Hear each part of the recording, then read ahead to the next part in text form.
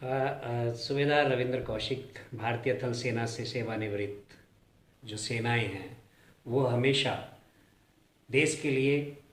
बलिदान देकर और तिरंगे में लिपटना अपनी शान समझकर और देश की सीमाओं की रक्षा कर रही है। मैं जब छोटा था तो तब से ही भारतीय सेना में जाने का एक जज्बा दिमाग में था। 8वीं क्लास से भारत स्काउट एंड गाइड्स में पार्टिसिपेट किया और उसके बाद एनसीसी के 3 साल कंप्लीट किए और ग्रेजुएशन के बाद दयाल सिंह कॉलेज करनाल से मैं निकला अपनी सेना के लिए, अपनी सेना में अपने देश के लिए कुछ कर गुजरने के लिए। सौभाग्य मेरा ये रहा कि मैं सी सर्टिफिकेट्स के बाद मुझे भारतीय थल सेना में डायरेक्ट जूनियर कमीशन ऑफिसर के रैंक पर मैं वहाँ पे नियुक्त किया गया और उसी दौरान 97 में मैं भर्ती हुआ और कुछ ट्रेनिंग के समय को निकाल कर अगर देखें तो 1 साल मात्र मेरी उस समय जो जॉब थी और उसी दौरान पाकिस्तानी जो घुसपैठिए थे उन्होंने हमारे जम्मू कश्मीर के अंदर घुसपैठ की और कारगिल जैसा एक युद्ध जो है हमारे सामने चुनौती बनकर आया। भारतीय थल सेना, वायुसेना ने मिलकर इस चुनौती को स्वीकार किया और दुश्मन के छक्के छुड़ाए और उसको खदेड़ दिया। उसी दौरान मेरी यूनिट को टास्क मिला कि पठानकोट से लाहौल स्पीति के रास्ते हमें गोला बारूद जो अपनी सेनाओं के लिए बहुत ही ज़रूरी, खाने से भी ज़्यादा ज़रूरी एक रहता है, वो जिम्मेवारी हमें मिली वहाँ तक पहुँचाने की और उसी जिम्मेवारी को हमने बखूबी मेरी यूनिट द्वारा निभाया गया। रास्ते में एक घटना और हुई जब हम लोग बिल्कुल नज़दीक थे कारगिल बेस कैंप के, तो बम्बार्डमेंट, क्योंकि जो हमारी कारगिल के अंदर जो टॉप था, जो टाइगर हिल थी, वो बिल्कुल ऑब्जर्वेशन में थी और जो हमारा हाईवे है वहाँ से वो सारी जितनी एक्टिविटी थी हमारी देख पा रहे थे और वहाँ से वो बम्बार्डमेंट कर रहे थे। तो रात में ही हम ज़्यादातर मूवमेंट करते थे उस दौरान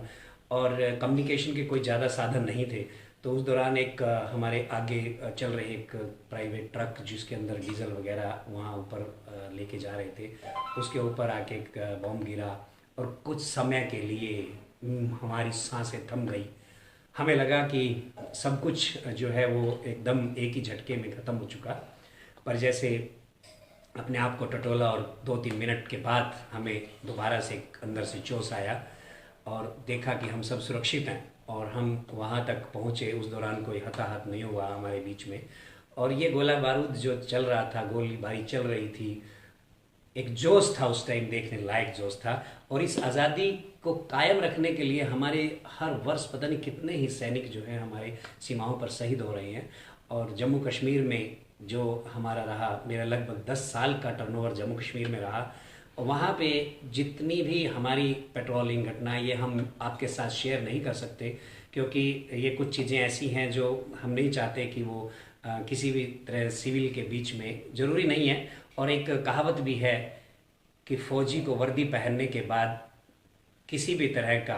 यकीन दिलाने की ज़रूरत नहीं है या किसी भी तरह का कोई प्रूफ देने की ज़रूरत नहीं है क्योंकि उसने यूनिफॉर्म डाली है, वही उसका सबसे बड़ा प्रूफ है। हर कोई इंसान इसके लायक भी नहीं है और इसमें अगर वो चाहे तो वो डाल भी नहीं सकता, उसके लिए जज्बा भी ज़रूरी है।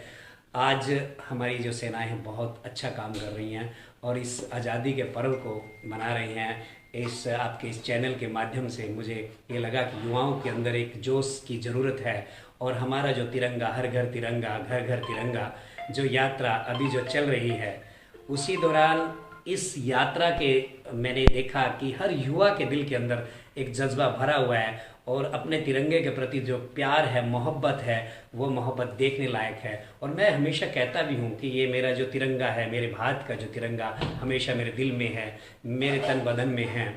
वो क्या दिखाता है, क्या समझाता है हमें, विश्व के अंदर हमारी एक पहचान बनाता है ये तिरंगा, भारत माँ का ये तिरंगा जिसके लिए हम हमेशा कहते हैं, हम बोलते हैं, हम कहते हैं कि मेरी आन तिरंगा है, मेरी शान तिरंगा है। और मेरी तो अगर माने तो मैं एक बात हमेशा कहता हूँ कि ना तन चाहिए न धन चाहिए, अमनो चैन से भरा मेरा वतन चाहिए। न तन चाहिए न धन चाहिए, अमनो चैन से भरा मेरा वतन चाहिए। जब तक जीऊँ,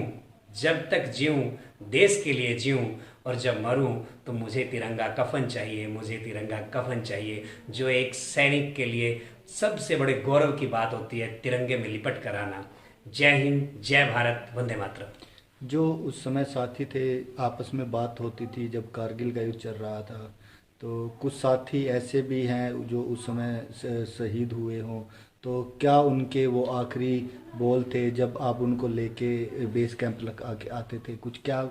जो घायल मैं होते थे? हमेशा जब कभी भी अपने बात करते हैं जब युद्ध के दौरान की, तब बहुत सारी बातें होती हैं। मेरे भी मन से कुछ निकला था उस दौरान कि मेरे कुछ साथियों ने उसी टाइम कहा, अरे साहब ये तो बड़ा धमाके हो रहा है, और हम लोग तो प्रादेशिक सेना में रह रहे थे, प्रादेशिक सेना के जवान मेरे साथ जो थे वो कहने लगे कि सर अब क्या होगा। तो अनायास ही मुंह से निकला कि कुछ नहीं होगा, या तो हम तिरंगा लहराएंगे या फिर उस तिरंगे में लिपट के हम घर आएंगे। और ऐसे ही हमारे बहुत सारे जो सैनिक हो तिरंगे में लिपट के घर आए। और जब हम वापसी आते थे तो कई सैनिक दोस्तों को, मित्रों को हमने उनके घर तक जब पहुंचाया। देखिए बहुत सारी चीज़ें हैं राजनीतिक में, हम लोग सेना में हैं इसलिए राजनीति की कोई बात भी नहीं करते, बट उस दौरान एक बहुत अच्छी जो पहल थी जो अटल बिहारी वाजपेयी जी द्वारा की गई, वो थी कि उससे पहले हमारे सैनिकों के जो शव थे वो घर नहीं आते थे, उनका अंतिम संस्कार वहीं कर दिया जाता था। और उनकी यूनिफॉर्म और तिरंगा जो है वो घर पे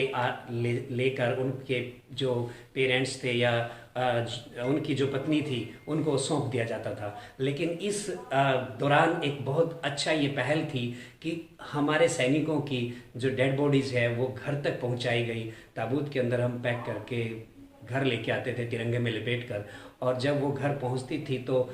कम से कम उनके पेरेंट्स को, उनके माता पिता को ये यकीन था कि मेरे बच्चे ने मेरे दूध की लाज रखते हुए देश को कुर्बान किया। एक माँ ने मुझे कहा कि एक बार चेहरा तो दिखा दो, लेकिन उस दौरान कुछ ऐसी चीज़ें थी कि हम किस को चेहरा दिखा ही नहीं पा रहे थे कि क्योंकि उसके अंदर बहुत अस्त व्यस्त हमारे जो जवानों के शरीर थे, तो उनको सीधा डायरेक्ट हम लोग अग्नि के सुपुर्द कर रहे थे। लेकिन उन माँ बाप को एक यकीन था कि हमारे बच्चे ने शहादत दी है, और गर्व महसूस कर रहे थे वो लोग कि ये शहादत के बाद तो ऐसे जो हमारे जितने भी हमारे साथी शहीद हुए उन सब को आज नमन करते हैं हम, क्योंकि वो देश के काम आए और देश के लिए उन्होंने अपनी कुर्बानी दी। ये जो रहता है जज्बा, ये जज्बा सिर्फ इसलिए नहीं रहता कि हम सेना में भर्ती हुए हैं और हम शहीद हो जाएं, इसका जज्बा रहता है ये हमारा तिरंगा।